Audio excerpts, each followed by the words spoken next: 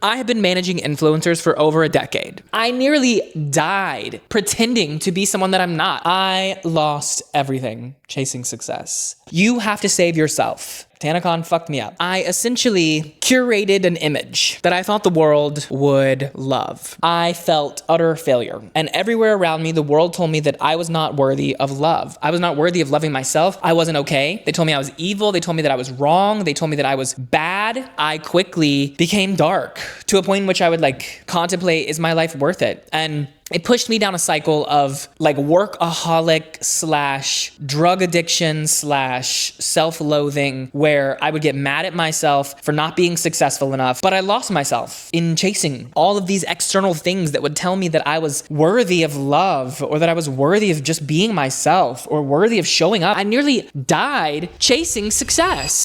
The truth about chasing success. Hi guys. Today we're going to talk about the truth about chasing success. So for me, success has always been this sort of big, abstract idea, right? And I think for everyone, success means something different. And it's something where I think it changes as we get older and we look through life. But truthfully, I lost myself chasing an idea of success. I thought I need to have a very expensive car for people to like me. I thought that I had to be successful for people to like me. So I would dress myself. Well, I think we should probably back up and give you some context. I have been managing influencers for over a decade, managing some of the biggest creators in the world, working with the top brands, building their careers, launching them, managing their careers overall. And one day I got canceled because I threw an event called TanaCon, for those that don't know. And it was a big scandal. I was publicly shamed on Dr. Phil, etc. So my idea of success has always sort of been warped by my experience, right? And then trying to prove to myself that I'm still worthy of love after success or after failure. I determined a lot of my self-worth by my success. When I was little, my parents would essentially praise us every time we did a good job, me and my brothers. So I quickly learned that success equaled love, right? I learned that if I got good grades, my parents would love me. They would even give me money, right, for getting principal's list, and they would be proud of me. So I learned very quickly success was important. But I think when we start to attach our self-worth,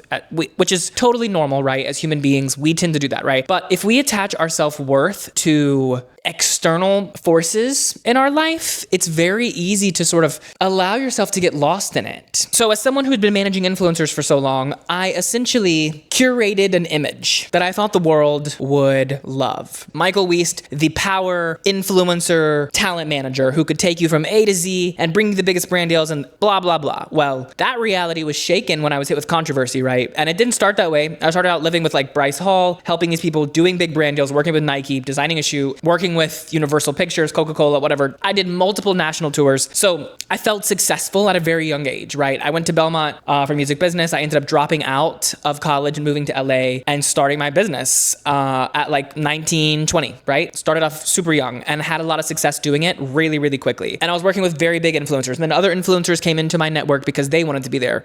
I helped launch the Instagram Creator Partnerships team, right? I helped be there in the beginning discussions about what creator support looked like at Instagram. Same thing with many of these platforms. And I learned very quickly that I was doing something that no one had done before, and the trailblazing a space, frankly. Hulu approached me and wanted to film a documentary. So we did. And it was something that changed my life ultimately. But I felt throughout my career that there were these milestones of success that I had to hit, and it kind of kept me going forward. And then after TanaCon happened and I got canceled, I felt utter failure. And everywhere around me, the world told me that I was not worthy of love. I was not worthy of loving myself. I wasn't okay. They told me I was evil. They told me that I was wrong. They told me that I was bad, and I was not allowed to speak for myself, right? And then I went on Dr. Phil to get help, and there was no help. There was none. There was no help. None offered. Zero. Zilch. Zero. And they just publicly shamed me on national television, which compounded those issues in myself and made it substantially worse, right? And so I had this idea that in order to redeem myself, I had to become mega successful, undeniably successful, so that no one could ever say that I wasn't worthy of love, right? And I ultimately became super dark and depressed. I became addicted to Adderall in a cycle of trying to chase success because I thought that if I worked harder, I would reach success, people would love me. I would prove that after being canceled, I was worthy of love, right? Because I was successful. And so people would love me. But the reality is, that's not how it works. works, right? You have to prove to yourself that you're worthy of love. And surprise, babe, you are worthy of love innately. You are a creature of love and light. The world can bump into you and tell you all these different things about yourself, but the reality is none of them are you. None of them are you. It's all other people's projections of their own insecurities or their own conversations in their head being projected onto you. And so if you take that in, like I did, right? Because the entire world, all over social media, all these horrible comments all the time, right? So I internalized all that. My subconscious and my reticular activating system literally were like, yes, this is real. You are bad. You are evil. You are mean. You are horrible. So I quickly became dark to a point in which I would like contemplate, is my life worth it? And it pushed me down a cycle of like workaholic / drug addiction / self-loathing, where I would get mad at myself for not being successful enough so that people would love me, and believing that I was unworthy of love, and then waking up, taking an Adderall to numb the pain, but to work harder so that one day I would get love, right? And one day I would say, I'm worthy of love because I've reached this pinnacle of success. And it became a cycle that was so dark and a spiral that it cost me a company, right? A company that I had bankrupted because I had built this company to try to prove that I was still successful after TanaCon. And it did have some success, right? It has multiple national tours, successful brand deals. We managed some huge creators, several conventions. It was called Juice Crate. It was great. But I lost myself in chasing all of these external things that would tell me that I was worthy of love, or that I was worthy of just being myself, or worthy of showing up. And like, it became something where I just essentially was a creature only living here to try to reach success so that one day someone would say, you're successful enough for me to love you. And that is no way to live. I was dying inside. And additionally, love came into my life. Someone showed me love when I didn't have any, and it gave me hope for myself and for the world. And I was like, oh my God, if this person can love me, surely I can love me. And by the grace of God, he was put into my life to help grow me into the person that I am. And I learned so much, because had it not been for him, I would have there were days I would eat half a bottle of Adderall, chasing success, sitting at my computer, hoping that if I work hard enough, my clients will like me enough. I'll be worthy of loving myself. I'll be worthy of loving myself so that others will love me and my life will feel fulfilled. And I'll wait till that moment. No. You can't fix yourself by outsourcing any part of who you are. You can't cover yourself up. Like, even though I was a shell of a human being, I would dress myself in Gucci and Balenciaga and all the dressings of success so that people thought, wow, he's successful. Love me. That's what I was screaming inside. Love me. See that I'm successful. Show me love. See that I'm worthy of your love. And no one wants to engage with someone on a scarcity, especially of like a level of love like that. No one wants to engage with that. And it became so isolating, so dark. I became a horrible person. I was horrible to all my clients at the time, and I'm so sorry if you were one of my clients during that time, because I was a monster and so depressed, and I'm so sorry. Truthfully, so sorry. I wish that you could have the opportunity to get to know me now as I learn to become a being of light more. And ultimately, I want to tell you that if you're struggling with self-worth, please reach out to me, talk to me. Let's build a community, because I literally let other people determine my self-worth for so long. I let the internet tell me that I wasn't worthy of love, that I wasn't worthy of being who I am, that I wasn't worthy of myself, of success, of anything. And it put me in such a dark, horrible place. No one wanted to be around me. I didn't like myself, and I'm learning to love myself now, but not by chasing success, by chasing the things that make myself proud of who I am every single day. I had to reframe that mindset to, I was 80 pounds heavier. 80 pounds heavier. I was like 220 pounds. Now I'm 156 this morning. I've gone to the gym every morning for over 2 years consistently. I'm pretty proud of the progress I've made. I put on some muscle. I'm much healthier. I eat so much cleaner. I don't take medication like that. I take an antidepressant now to help me level out a little bit, especially after I abused Adderall for so long. I had like a dopamine situation. But the reality is that I was surrounded by influencers, right? My entire young adult life. And all my best friends were in my business. And all of my best friends were influencers. And we all had to be successful, right? The world thought that influencers were successful, and certainly their manager had to be successful, or why would they work with him? Because he would be horrible and whatever false narratives were in my head at the time, which weren't true. They weren't true. So I created an image of success and what I thought success looked like and how I had to show up for my influencers, for myself, to a point that I nearly killed myself. Right? I nearly died pretending to be someone that I'm not. I nearly died chasing success. I would eat this substance, Adderall, and sit at my computer every day for like years straight. Like every day. The purpose of my life was to wake up and work and then go to sleep, work, wake up, work, and take an Adderall to work as hard as I possibly could to chase success, which really I was chasing external validation. I was chasing love. I was chasing outside approval. That is not the way to yourself at all. And if that's you at home right now and you're watching this video, stop. Know that you are worthy of love. You are worthy of who you are right now. You are worthy of having the life that you want and the dreams that you want. Stop. Before you hurt yourself, before you hide your light from the world and you can never find it again, stop. Because I did. I hid myself for so long. I hid my light for so long. Thank God I was able to claw myself out. I was able to realize that like I'm worthy of love. And piece by piece, and it's not like it wasn't extremely difficult, right? I had to fight addiction myself. I had too much pride to be like, I'm addicted to Adderall, guys. I need to go to rehab. Way too much pride to do that, even though I probably should have.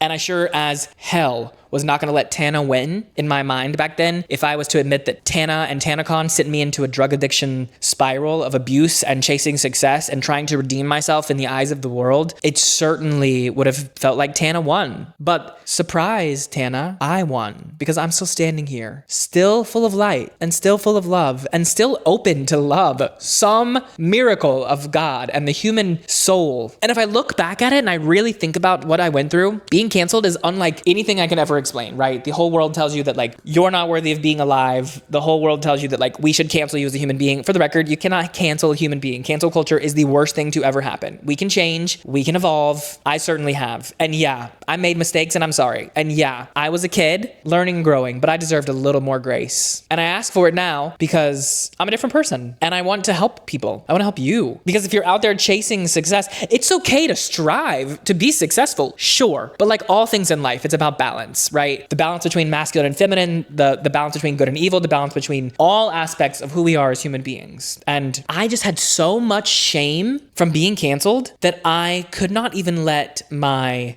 second chakra was so blocked. I couldn't speak. I couldn't go in public without being afraid that I was going to be judged. And so the only way that I thought I had to redeem myself was reaching an idea of success, reaching external validation and eventually finding that. But like, surprise, if you're looking for it externally, it's never going to come because it's some idea that's in your head that's not real. You have to really look inward and say, I'm worthy of love. I'm worthy of me. I'm worthy of the life that I want. I'm worthy of showing up the way I want. And I decided to prioritize myself every day, non-negotiable, take myself to the gym every morning, have an incredible breakfast, have an incredible start to the day, and put myself first every day. And by doing that, I'm showing my subconscious, hey, you're worthy and I love you because I'm showing up for you every day. Not I'm showing up so someone else will love me, because you may never get that love that you're looking for. It comes from within yourself. I guess I just want to tell you that like chasing success is a form of chasing external validation, and looking for love outside of yourself is not the answer. If you want love, you first have to love yourself. But chasing success and external validation is not the way forward. It's about balance. It's about prioritizing yourself. It's about striving for your goals every day and taking one step towards those goals, sure.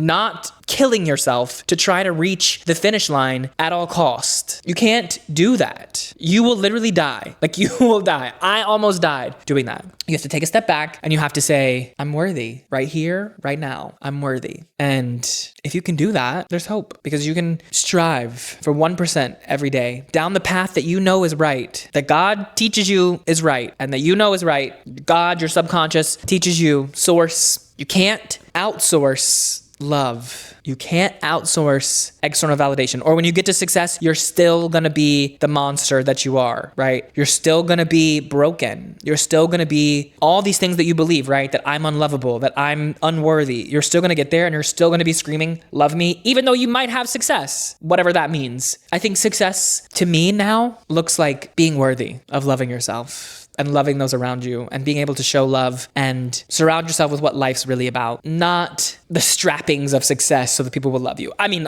that's literally all I was doing, right? It was a form of it. And I had to spiritually awaken from my slumber of self and say, oh, I'm actually chasing love. I'm actually chasing acceptance. And I'm worthy of that. And maybe you've forgotten, and I can help you remember, because you are worthy and you are loved and you are seen and you are cared about, because it is dark out there. And the world deserves more love, light, and grace. And I can tell you what, getting to whatever the idea of success looks like is not going to bring more love and light into your life unless you've done the inner work first. But then, of course, you can chase your goals, and you should. It's healthy to strive for goals, and it's healthy to strive for success in a way, right? It's healthy to strive to be successful, sure, but not at the cost of yourself. And I lost everything chasing success. I lost everything. I lost myself. I lost my soul. I lost my joy. It was so bad. It wasn't until I would take an Adderall, right, and sit at my desk and be like, okay, I'm working, I'm moving in the right direction. Well, that was really just digging myself in a deeper hole. And it wasn't the right direction. It was a direction of self-loathing and a direction of poisoning myself in order to reach an idea of success so that someone would love me. You got to learn balance in your life. That's the key to everything. Balance. Food, mental health, business, financial, spirituality. Balance is everything. And if you're out there, just know that you can course correct. You're not too far gone. You can course correct and you can make it better. You're not going to get to the finish line and be like, I am successful and I'm now worthy of love. That ain't how it works. At some point, you have to say, I'm worthy of love, and start doing the work so that you can be lovable, so that someone can love you.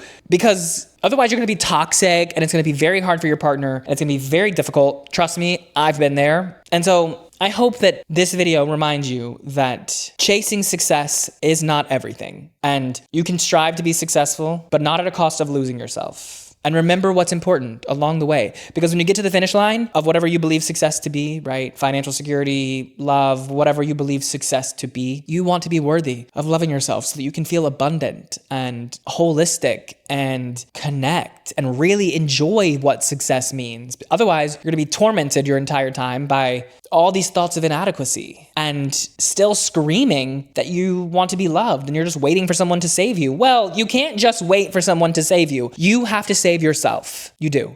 Yep, TanaCon fucked me up. Being canceled fucked me up. But have I overcome it? Yep. A lot more than previously. And I'm still working and growing every day, but I'm excited to share my story with each of you. And I hope that it helps you. And I hope that you can learn from it. And I hope together we can grow and we can create light in the world. That's what this is about. Creating light, creating love, creating a space for each other where love and light can be shared. And we can all practice being our best selves, you know, and not allowing the opinions of others to dictate your life, not allowing the idea of success to ruin your happiness or who you are. All the pieces of love, I guess, you know? So I will see you next week. I hope this video helped you, and I love you all. Bye-bye.